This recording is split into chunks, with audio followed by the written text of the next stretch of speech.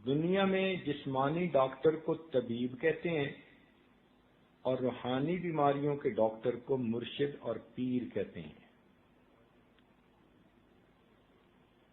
اس کی کچھ نشانیاں ہیں، جیسے ڈاکٹر وہی ہوتا ہے کہ جس نے علم حاصل کیا ہو، ہاؤس جاب کی ہو، ڈاکٹروں کی زیر نگرانی رہ کر اس نے اس کام کو سیکھا ہو اور پھر اسے دوسروں کی بیماریوں کا علاج کرنے کی اجازت مل گئی ہو۔ اسی طرح شیخ بھی وہ ہوتا ہے کہ جس نے کسی اللہ والے کی صحبت میں رہ کر اپنی بیماریوں کا علاج کروایا ہو، جس کے پاس شریعت و سنت کا علم ہو، زندگی اس کے مطابق ہو اور اس کو شیخ نے دوسروں کو اللہ اللہ سکھانے کی اجازت دی ہو، تو ایسے شخص کو شیخ کہتے ہیں۔ اگر کوئی آدمی خود ساختہ شیخ بن جائے تو یہ ایسا ہی ہے کہ جیسے کوئی آدمی ہاؤس جاب کیے بغیر ڈاکٹر بن جائے۔ ایسے شیخ سے یہ تعلق جو اختیار کیا جاتا ہے اس کو بیعت کہتے ہیں۔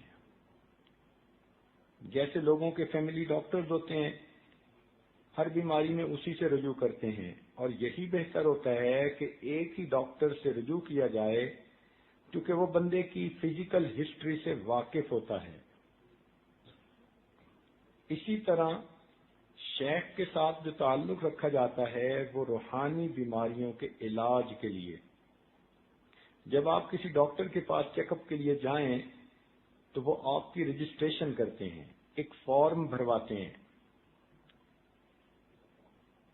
اس فارم پہ آپ کی بریف ہسٹری بھی لکھتے ہیں، قواعد بھی لکھتے ہیں، اور پھر آپ کی ڈائگنوزز بھی اسی پر لکھتے ہیں۔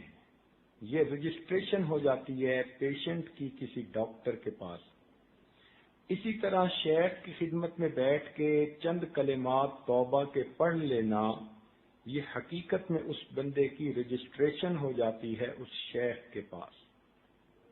یہ ایک باضابطہ طریقہ شریعت نے بنا دیا کہ جس طرح انسان اپنا روحانی تعلق اپنے شیخ کے ساتھ جوڑ سکتا ہے۔ یوں تو توبہ انسان گھر کے کونے میں بھی بیٹھ کر سکتا ہے، مگر اس توبہ کی قبولیت کے لیے اللہ تعالی کی طرف سے گارنٹی نہیں ہے، وعدہ نہیں ہے۔ وہ چاہے تو قبول کرے اور چاہے قبول نہ کرے۔ لیکن ایک ایسا طریقہ ہے کہ جس طریقے میں اللہ تعالی کی طرف سے گارنٹی ہے کہ اگر تم اس میرے محبوب کے سنت طریقے پر توبہ کرو گے تو میں یقیناً تمہاری توبہ قبول کر لوں گا۔ اس کی مثال یوں سمجھیے کہ دو آدمی آپس میں کوئی بات طے کرتے ہیں، سادہ کاغذ پہ لکھ لیتے ہیں، اور کورٹ میں پھر بعد میں کسی موقع پہ جاتے ہیں تو کورٹ والے اس سادہ کاغذ کے رائٹ اپ کو کوئی ویلیو نہیں دیتے۔ وہ کہتے ہیں کہ ہمارے پاس تو اسٹامپ پیپر لائیے۔ یہ ایک خاص کاغذ ہوتا ہے، چھپا ہوا، ٹکٹ اس پر لگتے ہیں۔ اس پر اگر کوئی آدمی کسی کو کوئی کمٹمنٹ لکھ کر دے دے تو پھر قانون اس کی حیثیت کو ایکسپٹ کرتا ہے۔ اسی طرح گھر میں توبہ کرنا سادہ کاغذ پر لکھنے کی مانند ہے، اور کسی شیخ کی موجودگی میں توبہ کرنا اسٹامپ پیپر پر توبہ کرنے کی مانند ہے۔ لہذا اللہ تعالیٰ کے ہاں ایسی توبہ جلدی قبول ہوتی ہے۔ نبی علیہ الصلوۃ والسلام نے صحابہ کرام سے کئی طرح کی بیعت لی۔ بیعت کہتے ہیں پوری شریعت پر عمل کرنے کے لیے یا شریعت کے کسی ایک جزو پر عمل کرنے کے لیے کسی کے پاس عہد کرنا، اس کو بیعت کہتے ہیں۔ جو صحابہ کرام نے مختلف طریقوں کی بیعت لی، ان میں سب سے پہلے بیعت اسلام تھی، یعنی جب وہ کفر سے توبہ کر کے اسلام میں آتے تھے تو نبی علیہ السلام کے ہاتھوں پر بیعت کرتے تھے، اس کو بیعت اسلام کہا جاتا تھا۔ اس کی مثال جیسے بیعت عقبہ اولا اور عقبہ ثانی۔ نبی علیہ السلام نے ہجرت نہیں کی، مکہ مکرمہ میں ہے، مدینہ کے لوگ حج پہ آتے تھے اور مینا میں نبی علیہ السلام کے ہاتھوں پر اسلام قبول کرتے تھے، اسے بیعت اسلام کہا جاتا تھا۔ ایک بیعت جہاد ہوتی ہے کہ جب جہاد میں کوئی آدمی اللہ کے راستے میں جان قربان کرنے کا عہد کرنا چاہے تو وہ بیعت کرے۔ صحابہ کرام نے نبی علیہ السلام سے یہ بیعت بھی کی۔ اس کا تذکرہ قرآن پاک میں سورہ فتح میں ہے۔ اللہ تعالیٰ فرماتے ہیں لَقَدْ رَضِيَ اللَّهُ عَنِ الْمُؤْمِنِينَ إِذْ يُبَايِعُونَكَ تَحْتَ الشَّجَرَةِ، تحقیق اللہ تعالیٰ راضی ہو گیا ان ایمان والوں سے جنہوں نے درخت کے نیچے آپ سے بیعت کی۔ اس کو بیعت رضوان کہتے ہیں۔ صلح حدیبیہ کے موقع پر یہ بیعت ہوئی۔ صحابہ کرام کو اس پہ بڑا ناز تھا، بڑا دل میں خوشی تھی، اور اس وجہ سے وہ خوشی میں شعر پڑھا کرتے تھے نحن الذین بایعوا محمدا علی الجہاد ما بقینا ابدا۔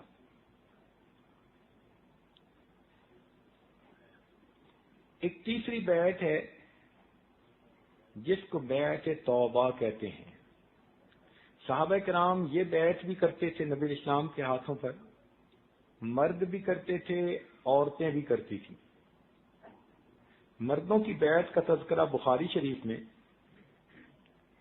عبادہ ابن صامت اللہ عنہ ایک صحابی ہیں، بخاری شریف کے الفاظ ہیں وَكَانَ شَهِدَ بَدْرًا، بدر کے دن بھی یہ حاضر تھے، یعنی بدری صحابی ہیں، اتنے جلیل القدر نقباء میں سے ہیں۔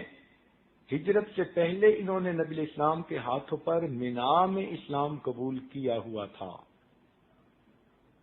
اور جب قرآن مجید کو جمع کرنے کی کمیٹی بنی زید بن ثابت لانو کی عمارت میں تو یہ اس کمیٹی کے بھی رکن تھے۔ اتنے جلیل القدر صحابی، وہ کہتے ہیں کہ ہم بہت سارے صحابہ نبی علیہ السلام کی خدمت میں حاضر تھے کہ اللہ کے محبوب نے اپنا ہاتھ پھیلایا اور ہمیں فرمایا تم میری بیعت کیوں نہیں کرتے؟ ہم نے عرض کیا اللہ کے نبی کس بات پر بیعت کریں؟ فرمایا تم شرک نہیں کرو گے، فلاں گناہ نہیں کرو گے، فلاں گناہ نہیں کرو گے، کچھ گناہ گنوا دیے۔ ہم نے کہا ہم حاضر ہیں۔ چنانچہ سب لوگوں نے ان گناہوں سے بچنے کے لیے نبی علیہ السلام کے ہاتھوں پر بیعت کی۔ اس کو بیعت توبہ کہتے ہیں۔ عورتوں کی بیعت توبہ کا تذکرہ قرآن مجید میں سورہ الممتحنہ، اللہ تعالیٰ ارشاد فرماتے ہیں یا ایھا النبی، اے نبی صلی اللہ علیہ وسلم، اذا جاءک المؤمنات، جب آئیں آپ کے پاس ایمان والی عورتیں۔ اب دیکھیں یہاں یہ نہیں کہا اذا جاءک الکافرات، اذا جاءک المشرکات، اذا جاءک المنافقات، نہیں، نہ یہ مشرکہ ہیں، نہ کافرہ ہیں، نہ منافقہ ہیں۔ کون ہیں؟ اذا جاءک المؤمنات، یہ مومنات ہیں، صحابیات ہیں، بیعت اسلام کر کے دین اسلام میں داخل ہو چکی ہیں۔ وہ کس لیے آئی ہیں؟ یبایعنک، آپ کی بیعت کرنے کے لیے۔ اب قرآن مجید کا یہ لفظ بتا رہا ہے کہ اسلام لانے کے بعد بھی کوئی بیعت ہوتی ہے جو کی جاتی ہے۔ اس بیعت کا آخر کوئی مقصد ہوگا، قرآن مجید نے اس کو بھی واضح کر دیا، الا اللہ یشرکن باللہ شیئا، اللہ کے ساتھ کسی کو شریک نہیں ٹھہراؤ گے، ولا یسرقن، چوری نہیں کرو گی، ولا یزنین، اپنے عزت و ناموس کی حفاظت کرو گی، ولا یاتین ببہتان یفترینہ بین ایدیہن وارجلہن، کسی پر بہتان نہیں باندھو گی، ولا یاسینک فی معروف، اے محبوب کسی بھی معروف کام میں آپ کی نافرمانی نہیں کریں گی، یعنی سنت پر عمل کی کوشش کریں گی۔ یہ ان کے آنے کا مقصد ہے، اور اس مقصد کے لیے یہ بیعت کرنا چاہتی ہیں۔ فبایعہن، آپ انہیں بیعت کر لیجئے. واستغفر لہن اللہ، یہ ہے اصل راز بیعت کا کہ یہ عورتیں تو توبہ کریں گی ہی. آئی جو اس نیت سے ہیں، اے محبوب آپ بھی ان کے لیے توبہ کیجئے. ان اللہ غفور الرحیم، بے شک اللہ تعالیٰ غفور اور رحیم ہے. مفسرین نے لکھا اللہ تعالیٰ نے انا کی تاکید کی مہر لگا کر ایسے طریقہ کار میں توبہ کی قبولیت کا وعدہ فرما لیا. لہذا جو بندہ اس سنت طریقے کے اوپر توبہ کرے گا، انا کی مہر ہے، اللہ تعالیٰ کی طرف سے گارنٹی ہے، انڈورسمنٹ ہے کہ میرے بندو اس طرح سے کی ہوئی توبہ کو میں پروردگار ضرور قبول کروں گا. تو آدمی خود بھی توبہ کرتا ہے اور شیخ بھی توبہ کرتے ہیں، کیونکہ وہ نائب رسول ہوتے ہیں. اللہ تعالیٰ نے نبی علیہ الصلوۃ والسلام کا کام اس امت کے علماء صلحاء کے کندھوں پر رکھ دیا، لہذا وہ نائب بن کر، وکیل بن کر کام کرتے ہیں، اپنی طرف سے نہیں کرتے. ان کو مشائخ کی طرف سے حکم ہوتا ہے. چنانچہ نبی علیہ السلام کا کام سیدنا ابوبکر صدیق نے سنبھالا. ان کا کام آگے چلتے چلتے چلتے ہمارے پاس باقاعدہ مشائخ کے نام موجود ہیں جنہوں نے یہ دین کا کام کیا، اور اس عاجز کے شیخ نے اس عاجز کو باقاعدہ اس کام کے لیے حکم فرمایا.